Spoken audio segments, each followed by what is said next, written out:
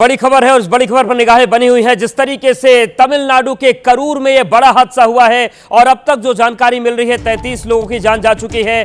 कई लोग घायल हैं जो जिंदगी और मौत के बीच जंग लड़ रहे हैं। लेकिन सबसे बड़ा सवाल यह है कि जो अभिनेता भी नए नए नेता बने हैं, आखिर उन्होंने इस पूरे मामले पर कोई बयान क्यों नहीं दिया। तमिलनाडु में अभिनेता विजय की रैली हो रही थी, बड़ी संख्या में, हजारों की संख्या में लोग पहुंचे थे और यहां पर भगदड़ हुई। 33 लोगों की मौत, 31 लोगों की मौत हुई है, 70 जख्मी है। लेकिन सवाल यह है कि जिनकी मोहब्बत में ये लोग जुटे थे, वो व्यक्ति बिना कुछ बोले एयरपोर्ट में दाखिल हो जाता है।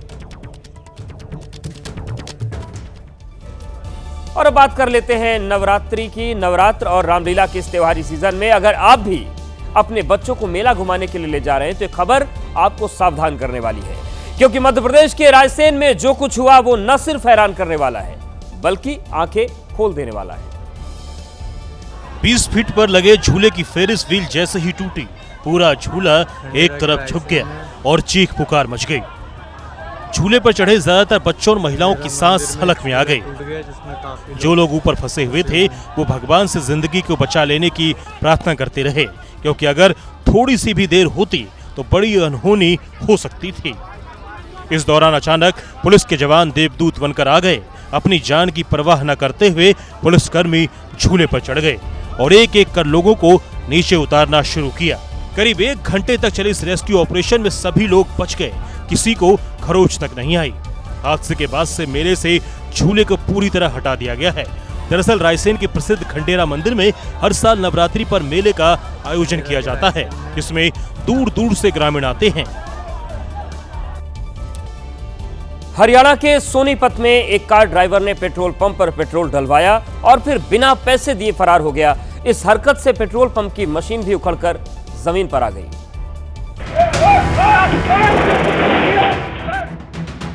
इधर पेट्रोल पड़ा और उधर शुरू हुई पेट्रोल चोर की भागम भाग। कर्मचारी रोकता रह गया और कार ड्राइवर फरार हो गया। इस हरकत में पेट्रोल डालने वाली डीसी मशीन भी जमीन पर आ गई, क्योंकि उसका नोज टैंक से निकालने से पहले ही कार सवार ने कार भगा दी थी।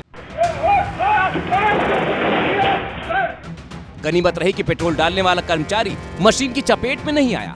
पेट्रोल चोरी के बाद सभी कर्मचारी कार के पीछे भागे, लेकिन तब तक देर हो चुकी थी। ये कार ड्राइवर की हरकत के बाद पेट्रोल पंप की तस्वीर है। मशीन खराब हो चुकी है और पाइप टूटकर अलग पड़ा है। कट्टा गोहाना में रोहतक पानीपत नेशनल हाईवे पर श्री बालाजी फिलिंग स्टेशन की। उत्तर प्रदेश के मुजफ्फरनगर से हैरान कर देने वाला एक मामला सामने आया है। यहां पर एक 4 बच्चों की मां एक मुस्लिम युवक के साथ फरार हो गई। घटना के बाद से ही गांव के लोगों में नाराजगी है। सबसे हैरान करने वाली बात तो यह है कि महिला जिस जावेर अली के युवक के साथ भागी है, उसकी पहले भी 2 शादियां हो चुकी है, लेकिन उसकी कोई संतान नहीं है। इधर रितु कश्यप की शादी को भी 15 साल हो चुके हैं, जिसके 4 बच्चे हैं। पीड़ित पति का आरोप है कि जावेर उसकी पत्नी को बहला फुसला कर ले गया है। पति ने थाने में गुमशुदगी और अपहरण की शिकायत दी। पुलिस ने मुकदमा दर्ज कर तलाश शुरू की, लेकिन अब तक महिला की कोई खबर नहीं है। इधर मामला 2 समुदायों के होने की वजह से गाँव में तनाव का माहौल है। हिंदूवादी संगठनों ने एक पंचायत बुलाई, जिसमें 15 से 20 किलोमीटर के दायरे में रहने वाले मुस्लिम समाज के लोगों का पूर्ण बहिष्कार करने का ऐलान किया गया है। पंचायत की सूचना पर सीओ सदर फोर्स के साथ गांव में पहुंचे और लोगों को आश्वासन देकर शांत कराया। फिलहाल महिला और युवक की खोजबीन जारी है। हिमाचल प्रदेश के बिलासपुर में एक सड़क हादसा सीसीटीवी में कैद हुआ। सड़क पार कर रही एक बच्ची को बचाने की कोशिश में बाइक सवार गिर गए और गंभीर रूप से जख्मी हो गए। सामने लड़की के आने से बाइक सवार ने अचानक ब्रेक लगा दिया, जिससे बाइक फिसली और दोनों सड़क पर बिखर गए। लड़की तो बच गई, लेकिन बाइक सवार पुरुष और महिला दोनों घायल हो गए। हादसे का ये वीडियो बिलासपुर के घुमारवी का है। सड़क पर गाड़ियों का तांता लगा था। बाइक अपनी लेन में आ रही थी। बस के पीछे काले रंग की कार थी और उसके पीछे से लड़की दौड़ते हुए आ रही। बाइक सवार को लड़की नजर नहीं आई और जैसे मासूम छात्रा उसके सामने आ गई, वो घबराकर बाइक को रोकने की कोशिश में फिसल कर गिर गया। वहाँ मौजूद लोगों ने दोनों को उठाकर किनारे बैठाया और फिर अस्पताल पहुंचाया। गनीमत रही उस समय कोई बड़ी गाड़ी वहां से गुजर नहीं रही थी। देश के तमाम हिस्सों में इन दिनों रामलीला का मंचन हो रहा है। ऐसा ही एक रामलीला में रावण सेना के राक्षस का किरदार निभा रहे एक कलाकार ने ऐसा स्टंट दिखाया कि उसी की जान जोखिम में पड़ गई। रामलीला में इस कलाकार के स्टंट का वीडियो सोशल मीडिया पर वायरल है। हुआ यूं कि राक्षस बने कलाकार को खतरनाक दिखाने के लिए आयोजकों ने आग उगलते हुए उसकी एंट्री करवानी चाहिए, लेकिन आग लगाते वक्त मुंह में भरा केरोसिन छलक गया और कलाकार के चेहरे और कपड़ों में आग लग गई। ये देखते ही वहां हड़कंप मच गया। एक व्यक्ति दौड़कर कलाकार के पास पहुंचा और आग बुझाने लगा। बाद में कलाकार के चेहरे पर पानी गिराकर आग बुझाई गई और उसे इलाज के लिए पंडाल से बाहर ले जाया गया। इस दौरान पंडाल के एक हिस्से में भी आग लग गई। अब बात करते हैं उस खिलाड़ी की जो मुक्के मारकर विरोधियों को रिंग में पस्त कर देती थी। उस वर्ल्ड चैंपियन के घर बड़ा कांड हो गया, जिसकी सूचना पर पुलिस दौड़ते हुए उनके घर पहुंची। जांच की तो घर से कई सामान गायब मिले। क्योंकि चोर उनके घर से कई सामान लेकर चले गए थे। सीसीटीवी की जांच हुई तो एक चोर पीठ पर सामान लेकर जाते दिखा, दूसरा चोर टीवी लेकर सड़क पर भागते दिखा, तीसरा चोर स्कूटी पर सामान ले जाते दिखा। स्कूटी वाले के पीछे पीछे और 3 चोर सामान लेकर भागते हुए दिखाई दिए। एक स्कूटी था, 6 लोग थे, 2 बंदे तो पैदल निकले, फिर एक स्कूटी पे, फिर 3 बाद में भागते हुए गए। चोरी का ये वीडियो 6 बार की वर्ल्ड चैंपियन रही बॉक्सर मैरी कॉम के फरीदाबाद वाले घर का है। घर के पिछले हिस्से से सीढ़ी लगाकर चोर अंदर घुसे और टीवी समेत कई कीमती सामान लेकर फरार हो गए। जिस वक्त ये चोरी हुई, मैरी कॉम मैराथन में हिस्सा लेने मेघालय गई हुई थी। पड़ोसियों की माने तो मैरी कॉम यहाँ पर बहुत कम रहती है। इसी का फायदा उठाकर चोरों ने चोरी की घटना को अंजाम दिया। फरीदाबाद पुलिस सीसीटीवी की मदद से मामले की जांच कर रही है। यूपी के बरेली में जुमे की नमाज के बाद हुए बवाल का नया वीडियो सामने आया है। नए वीडियो में उपद्रवी पुलिस टीम को निशाना बनाकर बड़े बड़े पत्थर मारते हुए दिखाई दिए, जबकि पुलिस लगातार उपद्रवियों से पत्थरबाजी न करने की अपील करती हुई दिखी। भीड़ उग्र थी। उपद्रवियों ने लाख मना करने के बावजूद पुलिस टीम पर पत्थर बरसाए। अभी देखिए कौन मार रहा, मार कौन रहा। वीडियो में कुछ स्थानीय लोग भी नजर आ रहे हैं जो हाथ जोड़कर उपद्रवियों को पत्थरबाजी करने से रोक रहे थे, लेकिन उपद्रवियों ने उनकी बात नहीं सुनी। कोई छत से पत्थर मार रहा था तो कोई घर की आड़ लेकर, जिसके बाद पुलिसकर्मियों ने भी मोर्चा संभाला और आंसू गैस के गोले छोड़े। सड़क पर हंगामा कर रहे लोगों को पुलिस ने दौड़ा दौड़ा कर पीटा, तो पुलिस की लाठियों से बचने के लिए उपद्रवी भाग खड़े हुए। वहीं बरेली में हुई हिंसा पर अब सीएम योगी आदित्यनाथ का बयान सामने आया है। सीएम योगी ने कहा है कि हम ऐसी कार्रवाई करेंगे कि दंगाइयों की आने वाली पीढ़ियां दंगा करना भूल जाएंगी।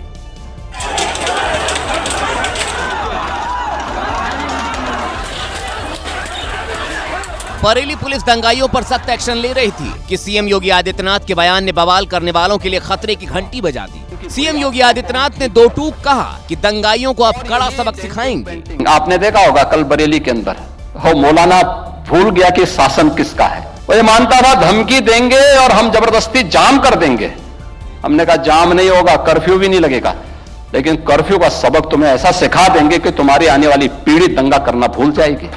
उपद्रवियों को चेतावनी देते हुए सीएम योगी आदित्यनाथ ने साफ किया है कि जो जिस भाषा में समझेगा उसी भाषा में समझाया जाएगा। 17 के बाद हमने कर्फ्यू भी नहीं लगने दिया, लेकिन ऐसे बैरियर को चुन चुन करके वे जिस प्रकार की भाषा को समझते थे उस प्रकार की भाषा से उनको समझा करके उसको उसकी सजा दिलाने का काम भी किया है।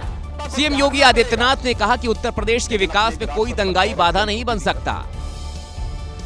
उत्तराखंड में पटवारी पेपर लीक मामले पर धामी सरकार बैकफुट पर है, क्योंकि अभ्यर्थी लगातार देहरादून की सड़कों पर प्रदर्शन कर रहे हैं और अपनी मांगों को लेकर अड़े हुए हैं। इसीलिए मामले की जांच शुरू करने से पहले ही सरकार को 2 दिन में ही अपना निर्णय बदलना पड़ा।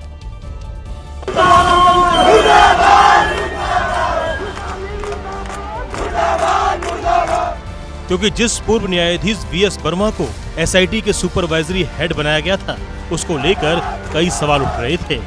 इसलिए रिटायर्ड जस्टिस वीएस वर्मा की जगह अब सरकार को हाई कोर्ट के रिटायर्ड जस्टिस यूसी ध्यानी की अध्यक्षता में एकल सदस्यीय जांच आयोग बनाना पड़ गया।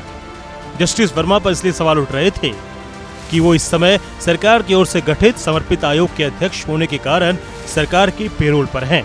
2014 में रिटायर होने के बाद राज्य उपभोक्ता फोरम के चेयरमैन रहे हैं।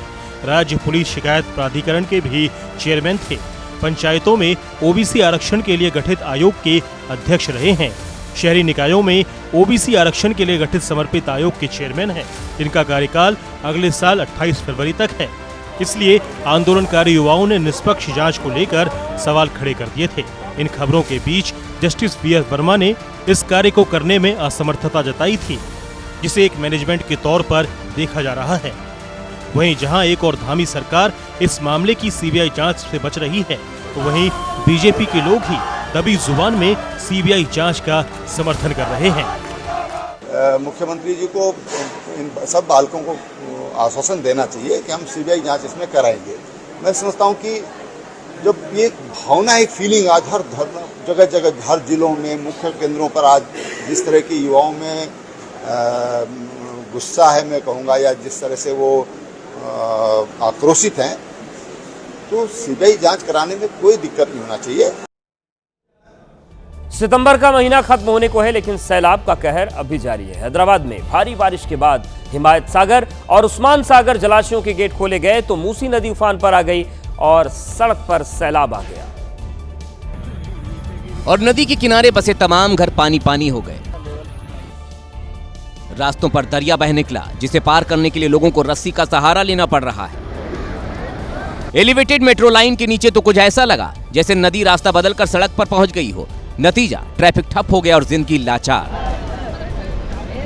दरअसल हिमायत सागर और उस्मान सागर जलाशय के गेट खोले गए तो पानी शोर मचाता हुआ आगे बढ़ा और सामने जो कुछ भी आया उसे डुबो दिया। घर डूब गए, घर में रखा सामान डूब गया और साथ ही कितनी आंखें आंसुओं की सैलाब में डूब गईं। मेरे को छोटे छोटे 7 बच्चियां हैं, मैं कहाँ रहूं जाके। इलाके में हर तरफ पानी है, लेकिन पीने के लिए एक बूंद पानी नहीं। खाने की तो बात छोड़िए। ऐसे में लोगों के सामने घर छोड़कर दूसरी जगह जाने के अलावा कोई चारा नहीं है। तमाम लोग सैलाब के बीच घर से सामान निकालते हुए नजर आए।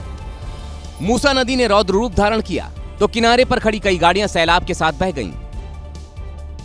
इस देश में जितनी सड़कें नहीं हैं, उससे ज्यादा गड्ढे हैं और इन्हीं गड्ढों में गिरकर आए दिन लोगों की जान चली जाती है। बेंगलुरु की सड़कों पर गड्ढों की समस्या से तंग आ चुके नागरिकों ने एक अनोखा विरोध प्रदर्शन किया। बाकायदा पुजारी को बुलाया गया, वैदिक मंत्रोच्चार के साथ गड्ढों की पूजा शुरू। गड्ढों को फूल मालाओं से सजाया गया। यही नहीं, पवित्र हवन कुंड में आहुतियां भी दी गईं और गड्ढों से आम नागरिकों की जान बख्शने की प्रार्थना भी की गई। स्थानीय लोगों का दावा है कि वैसे तो बेंगलुरु को आईटी सिटी कहा जाता है, लेकिन इन दिनों ये गड्ढा सिटी के तौर पर फेमस हो चुका है। हालांकि सरकार का दावा है कि अब तक 7,000 से ज्यादा गड्ढे भरे जा चुके हैं, लेकिन लगता है ये काम सिर्फ कागजों पर ही हुआ है, क्योंकि जमीनी हकीकत तो आपके सामने दिख रही है। यूपी के झांसी में कुछ लोगों ने पुरानी रंजिश के चलते एक शख्स की बुरी तरह पिटाई कर डाली। मारपीट की पूरी वारदात घर के बाहर लगे सीसीटीवी में कैद हो गई। युवक गुस्से में गली से निकल आया और घर के बाहर खड़े शख्स पर बुरी तरह भड़क गया। इसी दौरान उसने अपनी बेल्ट निकाली और दनादन उसे पीटने लगा। इतनी देर में एक और शख्स ने चप्पल निकाल ली और फिर उसने भी पीटना शुरू कर दिया। इस दौरान दबंगों ने बीच बचाव करने आई पत्नी को भी नहीं बख्शा, उससे भी मारपीट और बदतमीजी की गई। पुलिस ने इस मामले में सीसीटीवी फुटेज के आधार पर मुकदमा दर्ज कर लिया है और आरोपियों की तलाश की जा रही है।